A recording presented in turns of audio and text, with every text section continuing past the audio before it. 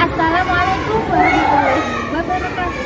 Bapak, Ibu, dosen penguji uji kinerja program profesi guru yang saya hormati, perkenalkan, nama saya Anissa Damayanti, NIM 211291299282, LPTK Universitas Negeri Yogyakarta, peserta uji kinerja TPG periode 6 tahun 2002 dengan nomor peserta 1200203350 akan menyajikan kegiatan praktik pembelajaran uji kinerja. Saya akan mempraktikkan praktik mengajar pada siswa kelas 5 SD Negeri 2 Kutorejo dengan tema 5 ekosistem subtema 2 hubungan interaksi antar komponen dalam ekosistem pembelajaran yang pertama. Selamat menyaksikan.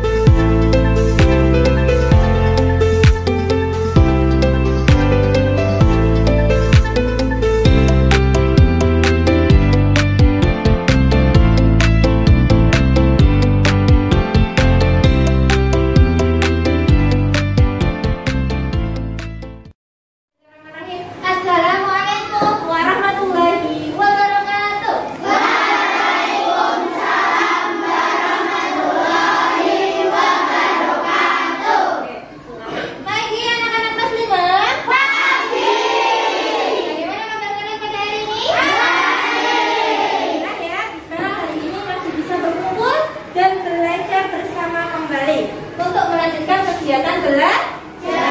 Oke, bagaimana anakku? Sebelum kita melanjutkan kegiatan pembelajaran, marilah kita bersama-sama bergerak terlebih dahulu. Yuk, siapa yang berani memimpin dalam pagi ini? Oke, silakan saja silakan maju ke depan. Ini teman-temannya. Teman-teman, mulai.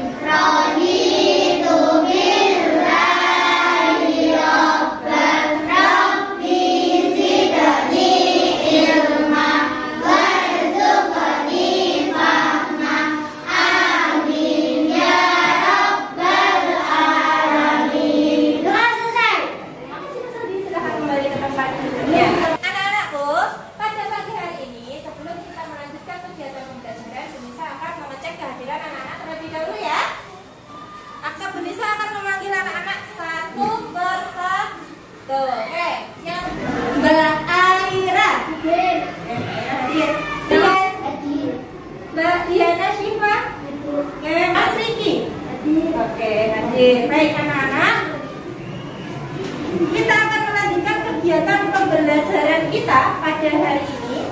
Tapi sebelumnya, untuk menambah rasa nasionalisme pada diri kita, mari kita bersama-sama menyanyikan lagu nasional.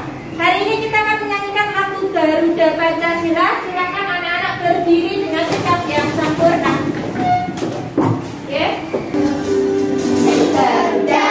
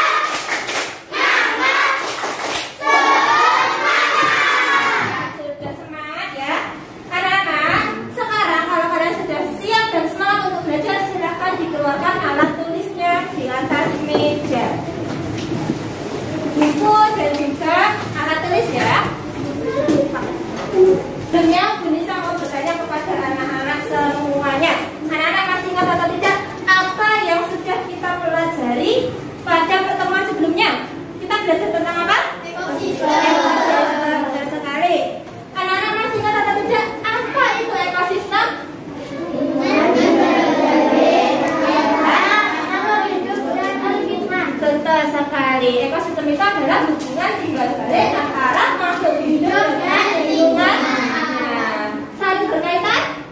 Saling berkaitan. Oke, masih ingat lagi atau tidak? Ada berapa jenis ekosistem itu? 2. Darat dan air, betul sekali. Kemudian komponen penyusun ekosistem itu ada berapa? 2. Betul sekali. Pada komponen apa? Abiotik dan biotik. Pintar sekali. Kalau abiotik itu yang bagaimana? Yang mati. Abiotik itu yang mati. Kemudian kalau yang biotik itu yang hidup. Contoh komponen yang abiotik atau benda mati apa? Tanah. Pintar sekali. Air. Apa lagi? Udara. Betul. Kalau komponen yang hidup, contohnya?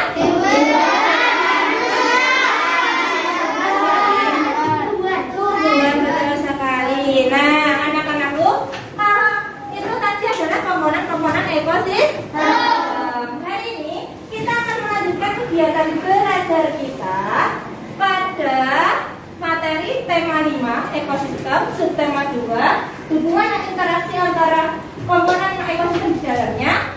Kemudian pembelajaran yang pertama dengan materi pokok yakni teks non-fiksi dan rantai makanan. Kita akan belajar melanjutkan pembelajaran sebelumnya. Kita akan fokus pada materi rantai makanan pada ekosistem. Nah, hari ini kita akan belajar mengenai ekosistem sawah. Apa? Ekosistem sawah. Adapun tujuan pembelajaran yang akan kita capai pada hari ini adalah sebagai berikut. Kita akan belajar mengenai ide pokok paragraf dari teks non-fiksi. Kita nanti akan belajar menganalisis ide pokok paragraf dan membuat teks non-fiksi.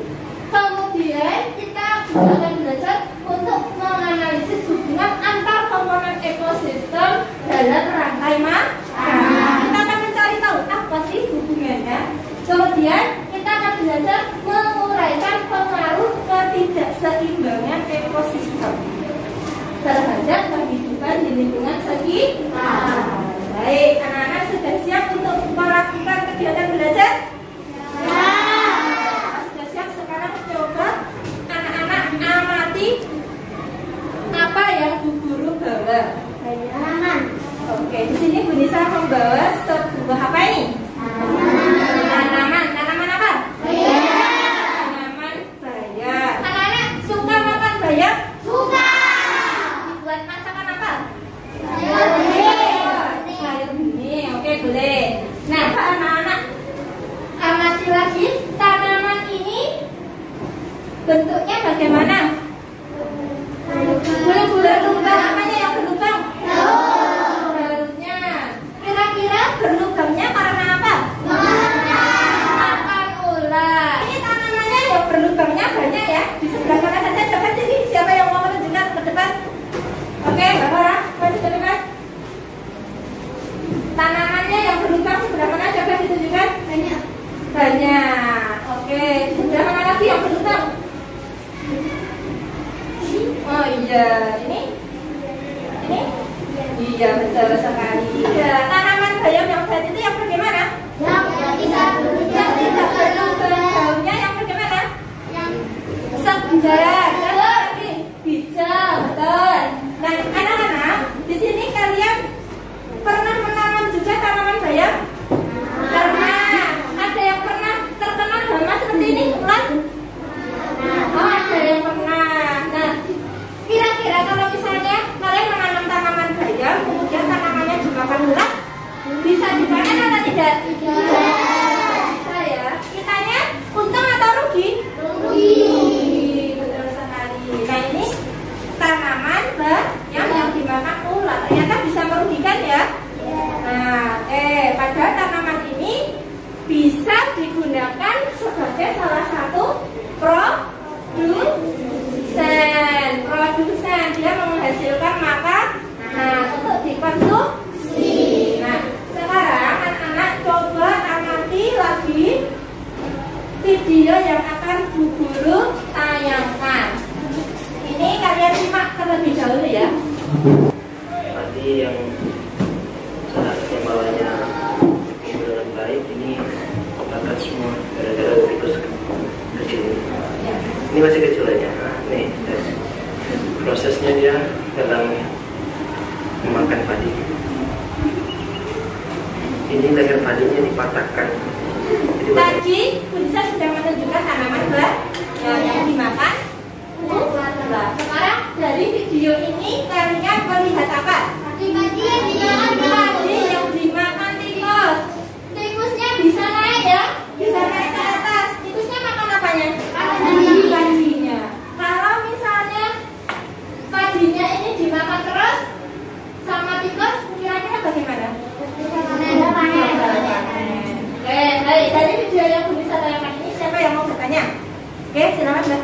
Mengapa padi bisa dimakan? Oke, mengapa padinya bisa dimakan tikus? Ada yang bisa menjawab? Karena apa?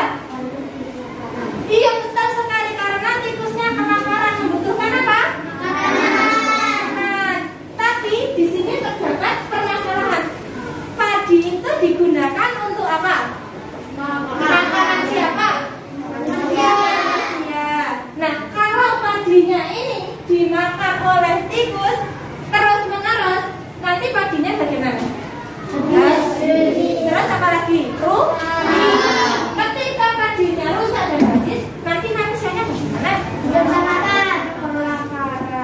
Nah, sementara tikus itu juga butuh makan. Baik, anak-anakku, dari video ini kita belajar bahwasanya ini ada hewan, ada juga tumbuhan ya. Mereka ini saling berkaitan. Kaitan antara makhluk hidup yang satu dengan makhluk yang lainnya yang saling mempengaruhi ini nanti akan membentuk suatu rantai makanan. Coba kalian amati di depan ada teks bacaan, judulnya apa itu?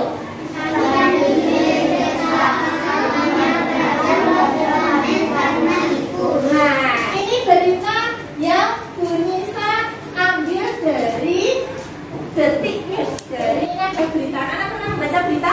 Koran dan lainnya.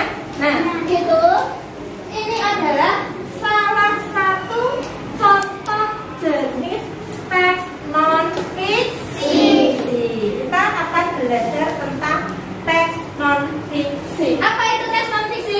Teks yang berisi informasi. Teks yang berisi informasi. Informasinya nyata ya, terjadi secara nyata, bukan karangan. Kalau petani gagal panen yang ada di Gresik tadi yang ditayangkan di media cetak atau media elektronik itu berarti beneran terjadi. Nah, terus kita bisa membaca dengan seksama, kemudian kita bisa menentukan pikiran utama di dalam teks non fiksi itu. Bagaimana caranya? Dicari di kalimat utama. Nah, pikiran utama teks adalah permasalahan, inti permasalahan. Nah, ini anak-anak coba kalian perhatikan. Ini ada contohnya ya. Teksnya adalah sebagai berikut. Coba dibaca. Kerang merupakan salah satu hewan karnivora. Mereka akan terus berkembang. Hal itu dapat membuat kestabilan ekosistem berganggu. Nah, tadi ada berarti inti paragraf kedua apa? Intinya bahwasanya kestabilan rantai makanan itu dapat terganggu. Baik anak-anak, kita tadi telah belajar tentang teks non fiksi dan juga belajar tentang kalimat utama. Nah, sekarang Punisa akan membagikan anak-anak lembar kerja. Silakan anak-anak kerjakan lembar kerja ini selama 10 menit. Anak-anak silakan membuat teks non fiksi menggunakan bahasa anak-anak sendiri dalam kolom yang Bu Guru sudah sediakan. Nanti anak-anak tuliskan namanya di sebelah sini ya. Oke, silakan disiapkan dulu alat tulisnya. Dikerjakannya sendiri-sendiri.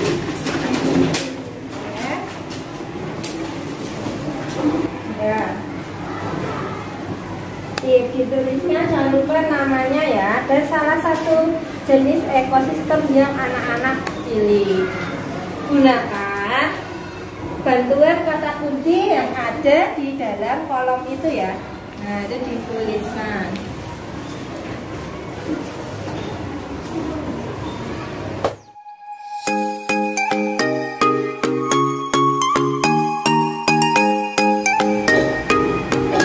Oke, waktunya habis. Anak-anak sudah selesai mengerjakannya?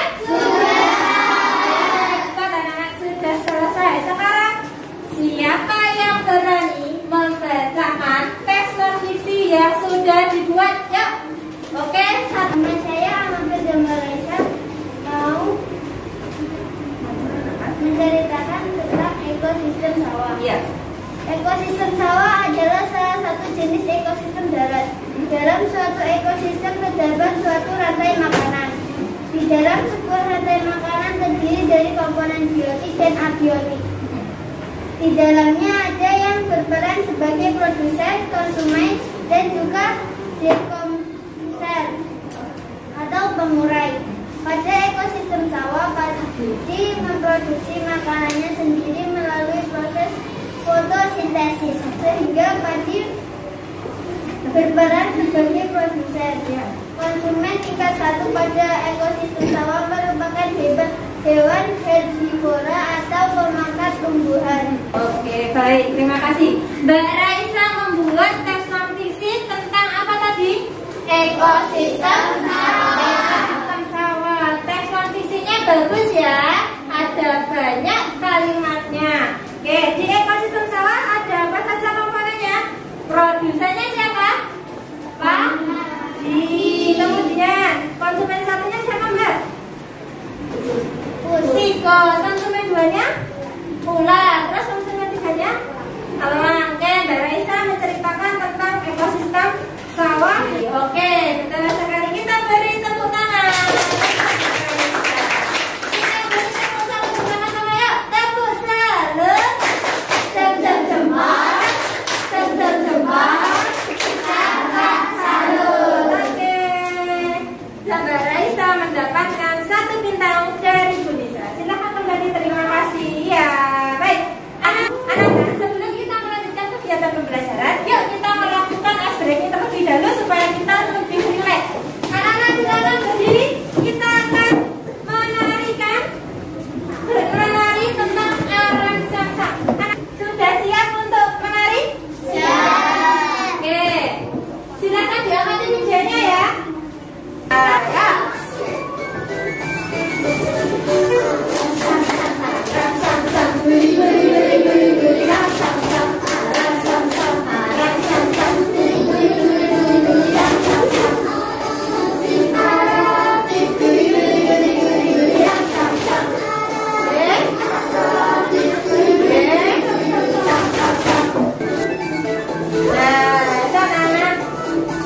Ada lagi nih, lebih kencang lagi.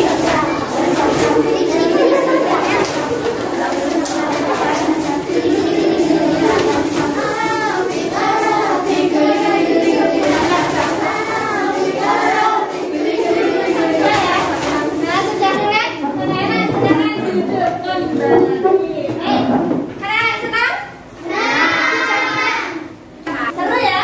Lebih rileks ya. Kita sudah menari. Baik, kita sekarang melanjutkan kegiatan-kegiatan kita. Tadi pada awal kegiatan pembelajaran, Bu Nisa sudah menayangkan video ya, dan juga Bu Nisa membawa tanaman bayam yang terserang nah, kira-kira di sini ada pertanyaan apa yang akan terjadi jika hama pada tanaman terus meningkat? Kalau tanaman bayamnya hama-nya rulat terus meningkat gimana? Gagal panen. Yang gagal panen siapa? Petani apa? Petani petani bayamnya. Terus kemudian yang kalau tadi yang video tentang tikus tadi, yang rugi siapa? Petani apa? Petani padi yang ada di sawah. Nah, tanaman-tanaman tersebut penting ya untuk kehidupan kita ya. Lalu bagaimana cara-cara yang dapat kita lakukan untuk mencegah hal tersebut terjadi, mencegah gagal panen dan yang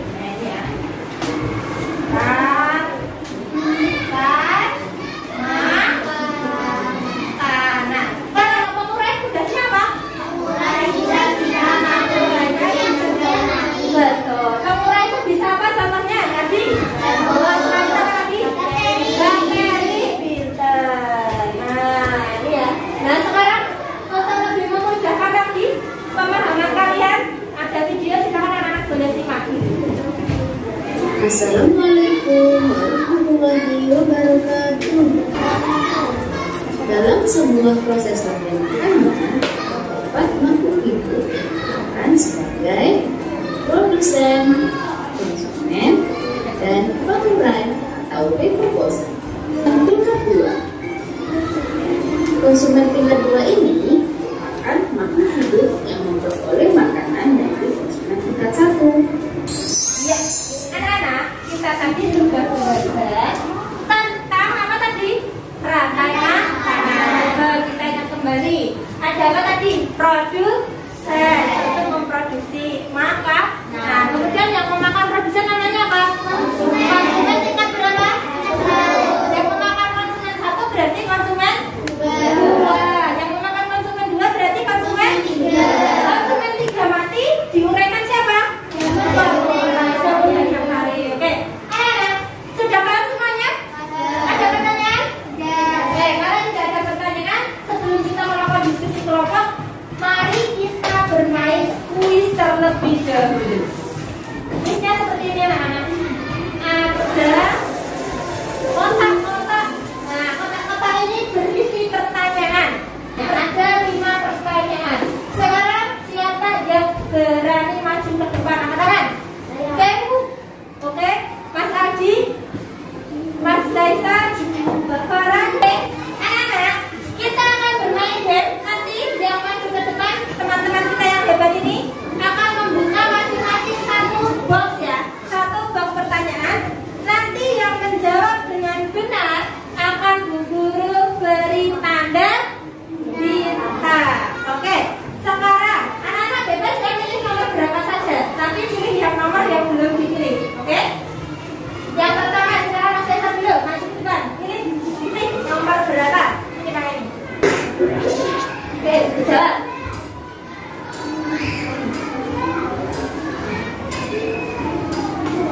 Oke, betul jawabannya, betul. Kita beri tanda bintang. Apabila populasi ulat disabilitas, maka populasi tikusnya bagaimana? Bintang. Silakan kembali ke teman diskusi. Kak Farah, nomor terakhir ya. Kak. Wah, bentar lagi kita bisa pertama. Teman-teman kalian ini hebat ya. Iya, sama-sama bintang. Iya, wah, gamesnya sudah berakhir. Bermain kuis, ada pertanyaan? Dan kalau tidak ada, sekarang saatnya anak-anak bekerja secara berkelompok. Kita akan membagikan lembar kerja. Lembar kerja ini kalian kerjakan diskusi bersama teman kelompok kalian ya. Waktunya 10 menit. Nanti silakan anak-anak kerjakan. Di sini ada teks bacaan, kemudian ada lembar kerja yang kedua dan lembar kerja yang ketiga. Silakan anak-anak berdiskusi untuk menemukan permasalahan dan solusi serta membuat rantai makanan. Silakan anak-anak berdiskusi dengan teman kelompoknya, khususnya boleh dibalik. Jangan lupa dituliskan nama anggotanya, kelompok 1, kelompok 2. Anak-anak boleh mencari jawabannya menggunakan sumber belajar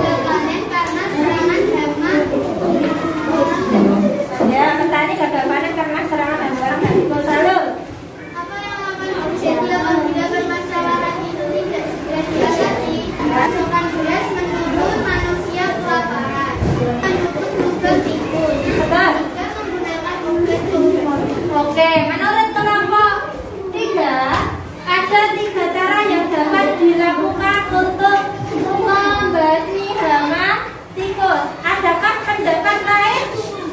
Oke, dari kelompok 1 silakan berpendapat sendiri. Kami sepakat dengan pendapat dari kelompok 2, namun alangkah baiknya supaya tetap berhati-hati saat menggunakan predator untuk membasmi hama. Oke, nah ada tambahannya dari kelompok 1 untuk berhati-hati dalam menggunakan predator alami karena berbahaya. Predator itu bisa memangsa ya, seperti ular, seperti itu ya. Baik, terima kasih masukannya kelompok 1. Kita beri tepuk tangan untuk kelompok 3. Ya, dari tanda bintang. Ya, baik, silakan kembali ke tempat duduknya. Kami dari kelompok 4 akan mempresentasikan diskusi kami. Di kelompok paragraf pertama, para petani sering mudahnya di kecamatan itu melakukan panen. Nomor 3.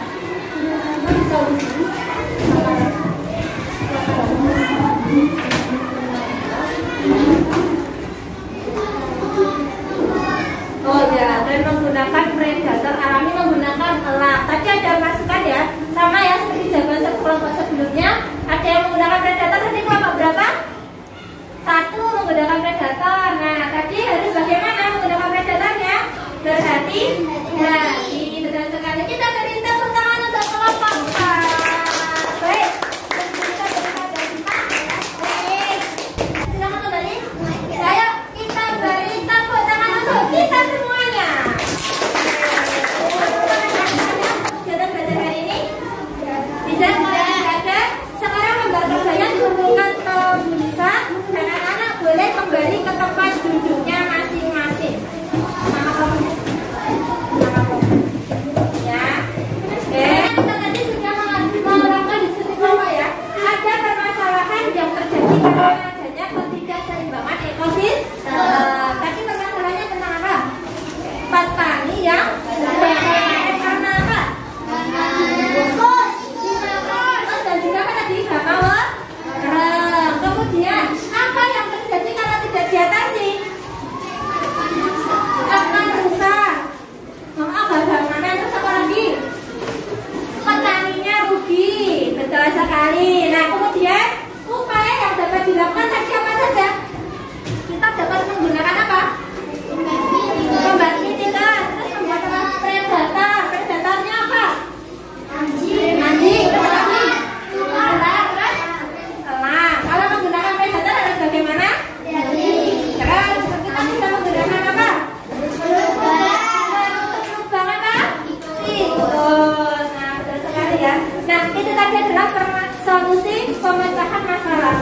Hari itu harus segera ditangani ya. Kalau tidak ditangani maka akan berbahaya. Ekosistemnya akan terganggu. Kalau terganggu, kita juga yang akan rugi, ya kan? Kita manusia tidak bisa makan dan lainnya. Jadi kita sebaiknya berusaha untuk menjaga ekosistem. Baik, apakah ada yang mau ditanyakan? Ya, kalau tidak ada, sekarang saatnya anak-anak untuk mengerjakan soal evaluasi.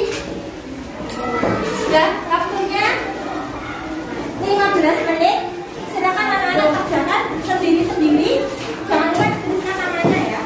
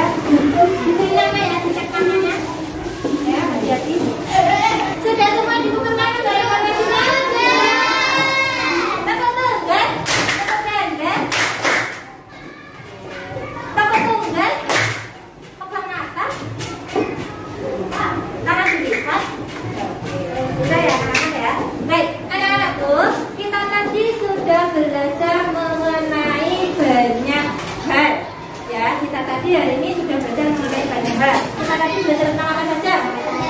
Rantai makanan. Terus apa lagi? Teknologi. Baik, kita tadi belajar tentang rantai makanan, kemudian ekosistem dan teknologi. Kita tadi juga belajar untuk memecahkan masalah. Masalah apa tadi? Gagal panen. Dengan cara apa saja tadi? Coba ya. Membahas titikos caranya bagaimana? Menutup lubang. Menutup lubang tikus. Terus apa lagi? Menggunakan pestisida. Dan apa lagi? Menggunakan apa lagi? Predator. Nah, seperti itu ya. Anak-anak, kalau ekosistemnya terganggu atau tidak seimbang seperti adanya serana gambar tadi, apa yang akan terjadi? Petani rugi. Terus apa lagi? Gagal panen. Terus apa lagi? Manusianya bagaimana? Kebakaran. Betul sekali. Hal ini sebaiknya dicegah ya dan diatasi jika ada masalah tersebut. Oke, betul dan ya. Anak-anakku, bagaimana perasaan kalian setelah belajar hari ini? Semangat. Alhamdulillah ya, kita telah belajar dan senang. Nah, pembelajaran ini sudah selesai. Ada yang mau ditanyakan? Tidak ada. Bu Nisa akan memberi anak-anak penugasan yang silakan anak-anak nanti di rumah mempelajari mengenai jari-jari makanan. Silakan anak-anak membuka materi pada buku paket halaman 62 ya. Oke? Oke. Nah, sebelum Bu Nisa akhiri, Bu Nisa berpesan kepada anak-anak semua bahwasanya ayo, mari kita bersama-sama menjaga keseimbangan ekosistem di lingkungan dengan cara